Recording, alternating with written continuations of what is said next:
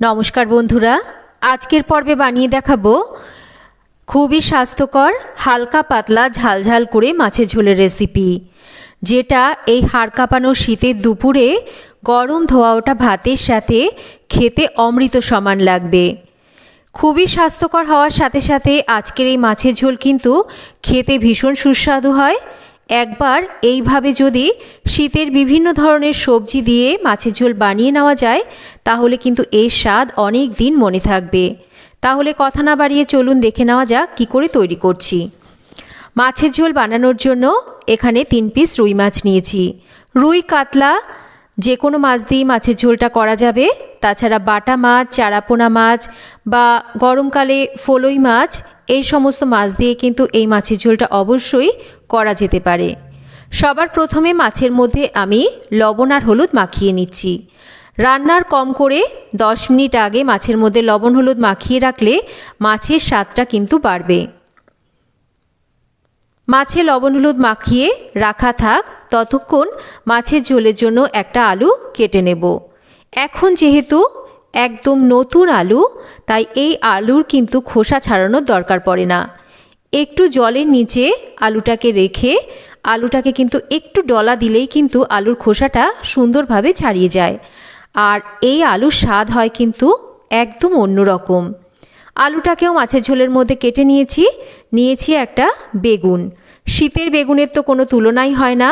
এই বেগুন যাতেই দেওয়া হয় তাতেই কিন্তু এর স্বাদ বাড়ে। তাই বেগুনটাকেও কিন্তু আমি একটু বড় বড় টুকরো করে কেটে নিচ্ছি। খুব বেশি ছোট টুকরো করে কাটবো না, তাহলে বেগুনটা গলে যাবে। আলু বেগুন কেটে নেওয়া হয়ে গেছে। একটা পাত্রে নিয়ে নিয়েছি জল। কেটে নেওয়া আলু আর বেগুনটাকে জলের মধ্যে দিয়ে আমি 4-5 মিনিট একটু ভিজিয়ে রাখবো। তাতে করে আলু বেগুনের কষটা বেরিয়ে যাবে।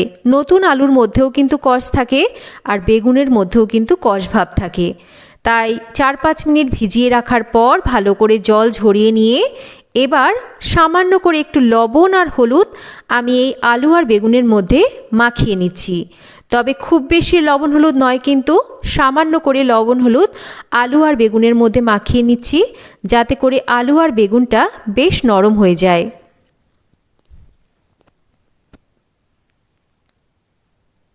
এবার মাছের ঝোল রান্নার জন্য সর্ষের তেল গরম করে নেব। তেলটাকে খুব ভালো করে ধোয়া ওঠা গরম করে নেব। তেল ধোয়া ওঠা গরম হলে বেশ কয়েকটা বড়ি ভেজে নেব।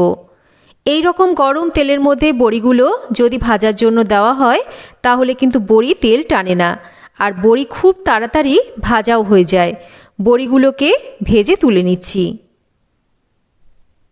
এবার লবণ হলুদ মাখিয়ে নেওয়া মাছগুলোকেও ভেজে নেব।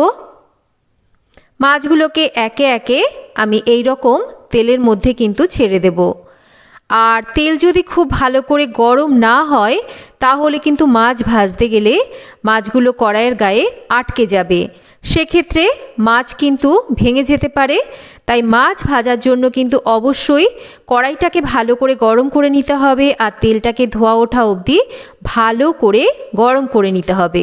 তাহলে কিন্তু মাছ কখনোই ভাঙবে না। আর মাছ তেলে দেওয়ার পর কিন্তু সঙ্গে সঙ্গে উল্টানো যাবে না। মিনিট 2-3 অপেক্ষা করতে হবে। তারপর কিন্তু মাছগুলোকে উল্টে দিয়ে অপর পাশ ভেজে নিতে হবে। মাছগুলো আমি দুটো পাশই ভালো করে ভেজে নিয়েছি। এবার ভেজে নেওয়া মাছগুলোকে তুলে নিচ্ছি। এবার লবণ হলুদ মাখিয়ে নেওয়া আলুগুলোকে আমি একটু ভেজে নেব। আলুর মধ্যে যেহেতু লবণ হলুদ মাখিয়ে রেখেছিলাম, আলুগুলো বেশ নরম হয়ে গেছে। ভাজতে কিন্তু খুব একটা সময় বেশি নেবে না। বেশ লাল লাল করে আলুগুলোকে ভেজে নেওয়ার পর এবার তুলে নিচ্ছি। মাছের ঝোলে ফোড়ন দেব একটু কালো জিরে আর তার সাথে একটু গোটা জিরে। কালো জিরে আর গোটা জিরে এই মাছের ঝোলে ফোড়ন দিলে দারুণ সুন্দর একটা ফ্লেভার আসবে। ফোড়নটা হয়ে গেলে একটা টমেটো আর অল্প একটু আদা বাটা দিয়ে টমেটো আর আদা বাটাকে একটু নাড়াচাড়া করে কষিয়ে নেব। এবার লবণ হলুদ মাখিয়ে নেওয়া বেগুনের টুকরোগুলোকে দেব আর তার সাথেই দেব আমি বেশ কয়েকটা এই রকম একটু লম্বা টুকরো করে কেটে নেওয়া পেঁয়াজকলি।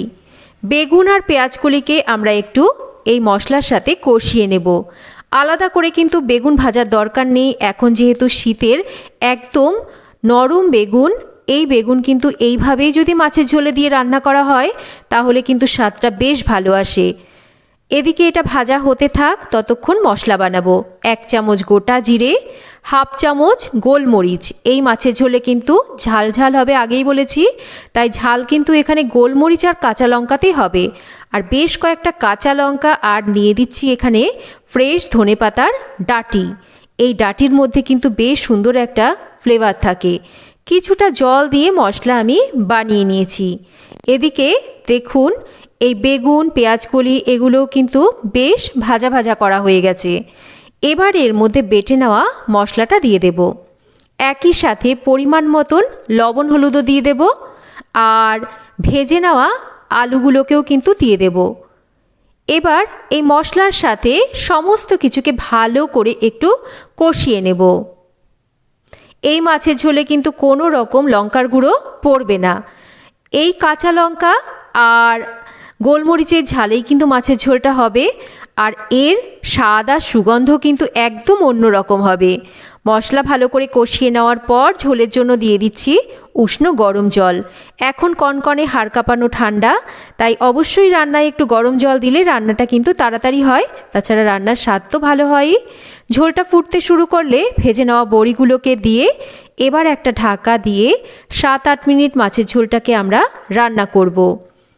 7-8 মিনিট পর ঢাকাটা সরিয়ে নিয়েছি।